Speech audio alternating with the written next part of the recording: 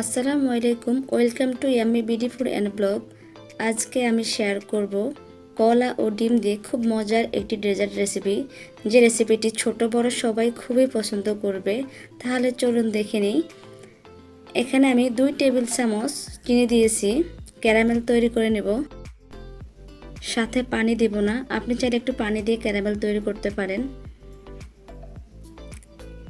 এখন আমি চুলার আঁচ লো করে দিয়েছি, প্রথমে হাই ছিল। ক্যারামেলটাকে বেশি লাল করব না, তিতো হয়ে যাবে। ক্যারামেল বক্সে সেট করে নিয়েছি। এখানে আমি 4টা কলা নিয়েছি, পাকা কলা। কলাগুলোকে টুকরো করে নিচ্ছি। এমনিতেই আমি কলাগুলো ডিজাইন করে এভাবে রেখেছি। এর মধ্যে 2টি ডিম দিয়ে দিলাম। কাঁটা চামচ দিয়ে কলাকে একটু এভাবে করে নিচ্ছি। একটা ব্লেন্ডার জাগে নিয়ে নিচ্ছি কলা এবং ডিম।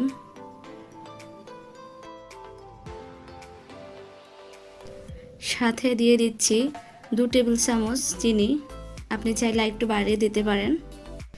ব্লেন্ড করে নিব। ব্লেন্ড করার পরে দেখুন খুব সুন্দরভাবে এটা ব্লেন্ড হয়েছে। ডিম ও কলার মিশ্রণ আমি ছেঁকে নিব।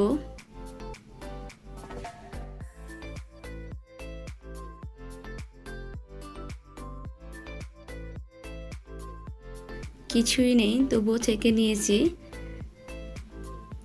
কালো কালো যেগুলো দেখা যাচ্ছে এগুলো কলার বিচি। আমি এখানে 1.5 কাপ দুধ দিয়েছি। দুধ আগেই গরম করে ঠান্ডা করা ছিল। ভালোভাবে মিক্স করে নিচ্ছি। ক্যারামেল দিয়ে যে বক্সটা রেডি করে রেখেছিলাম, বক্সে আমি দিয়ে দিচ্ছি দুধ ও ডিমের মিশ্রণ। নিশ্চয়ই আপনারা বুঝতে পেরেছেন এটা কীরকম ডেজার্ট। এটা হলো কলা ও ডিমের পুডিং। এখন আমি এভাবে চুলার ভাপে দেব। ফিরে আসবো 30 মিনিট পর। 30 মিনিট পরে এখন আমি দেখব ঠিকভাবে হয়েছে কিনা পুডিং। দেখার জন্য আমি একটা টুথপিক নিয়েছি।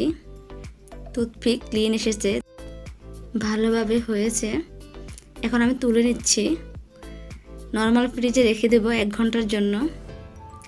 1 ঘন্টা পরে আমি একটা ছুরি দিয়ে এভাবে আলগা করে নিচ্ছি পুডিংটাকে।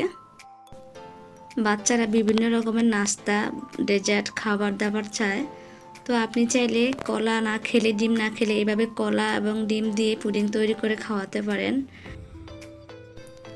এখন আমি টুকরো করে নেব।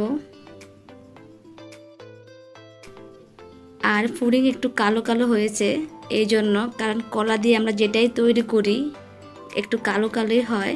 কলার তরকারি, পিঠা, নাস্তা যাই করি না কেন।